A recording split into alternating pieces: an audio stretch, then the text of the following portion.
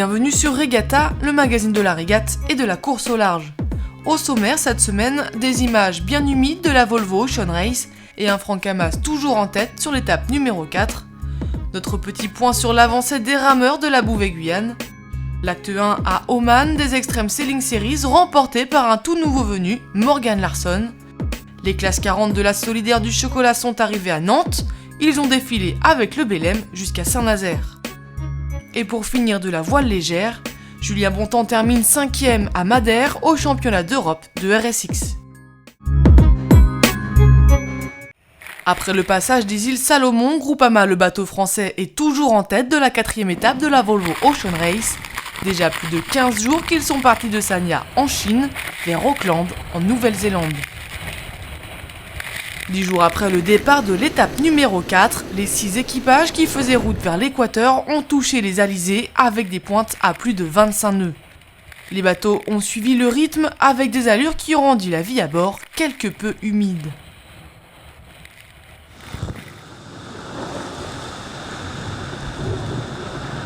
Ça va très vite, on est dans le 25 nœuds avec des conditions de travers dans les alizés. Il y a beaucoup d'eau sur le pont et ça va vite.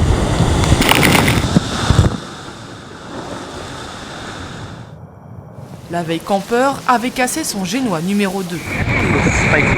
Bad luck really, which is costing us a lot of miles, unfortunately. It's not like you made a bad tactical call or you're not sailing the boat well, you just had some breakages, which I'm afraid is part of the game. It's really unfortunate, so we need a bit of a break really. Et pousser les bateaux dans ces conditions jusqu'à leur limite peut se payer très cher. Guys, we need everybody up now!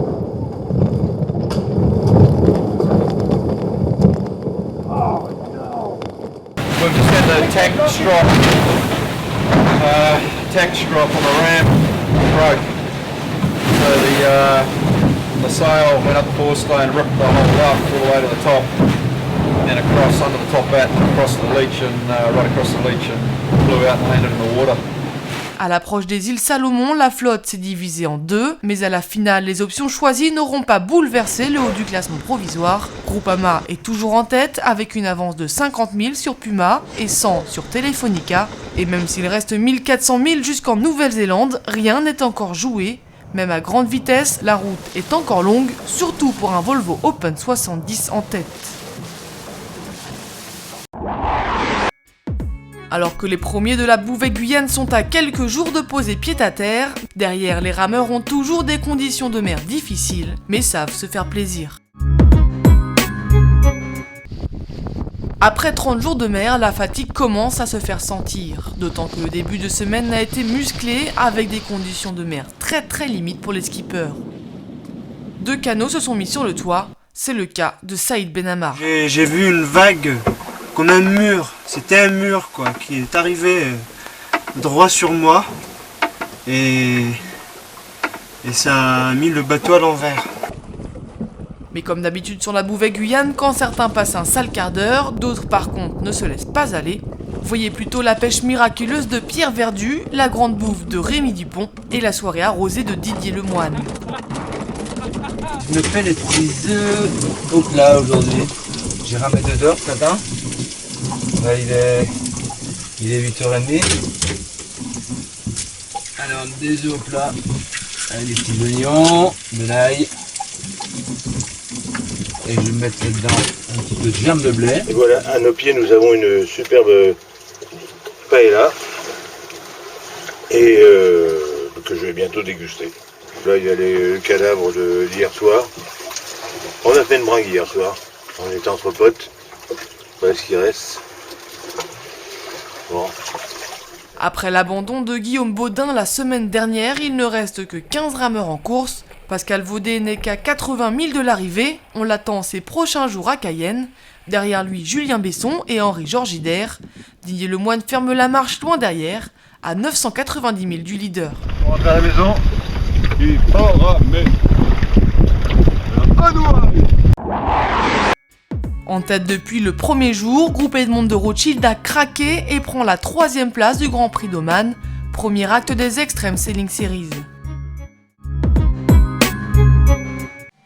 Ils étaient donnés favoris en ce début des Extreme Sailing Series et ils étaient bien partis pour remporter l'épreuve. Mais après une 4e et dernière journée très disputée sur le plan d'eau, l'équipe française de Pierre Pennec s'incline face à un tout nouveau venu à la barre d'Oman Sail, Morgan Larsson.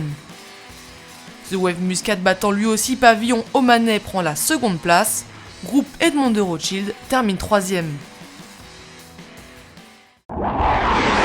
Les classes 40 de la Solidaire du Chocolat ont jeté l'ancre à Nantes puis à Saint-Nazaire. Ils partiront le 11 mars pour une transatlantique vers le Yucatan.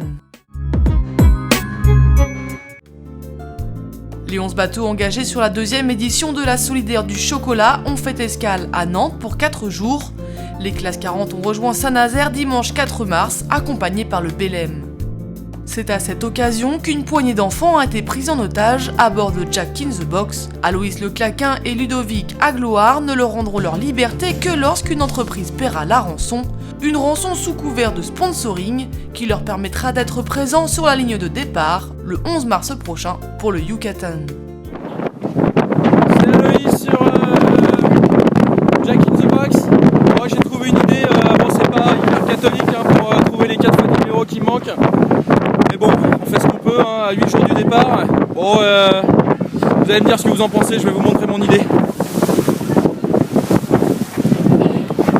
Alors, voilà mon idée. Bon, j'ai kidnappé 4 enfants, ils sont dans la soute à voile. Et je peux vous dire que si vous payez pas les entreprises, je les ramènerai pas. Alors les enfants, kidnappés quoi, kidnappés. Ouais c'est ça, ouais, chez vous, je vais vous attraper moi. Le podium lui échappe de 3 points, Julien Bontemps termine 5e du championnat d'Europe de RSX. Il termine 5e mais il est satisfait de sa performance. Julien Bontemps, sélectionné pour les JO de Londres, vient de terminer une semaine de compétition à Madère, les championnats d'Europe. Dans un vent toujours soutenu, le Français a su tirer son épingle du jeu avec du matériel qu'il ne connaissait pas, contrairement aux 3/4 des coureurs inscrits. Choix stratégique pour le véliplanchiste qui a voulu se mettre en conditions réelles, comme pour les JO, car là non plus personne ne connaîtra son matériel avant l'épreuve. Le Polonais Mierzinski, vice-champion du monde en 2010 est sacré champion d'Europe sur cette épreuve. Son compatriote Miska termine 3e, le Grec Kokalanis second.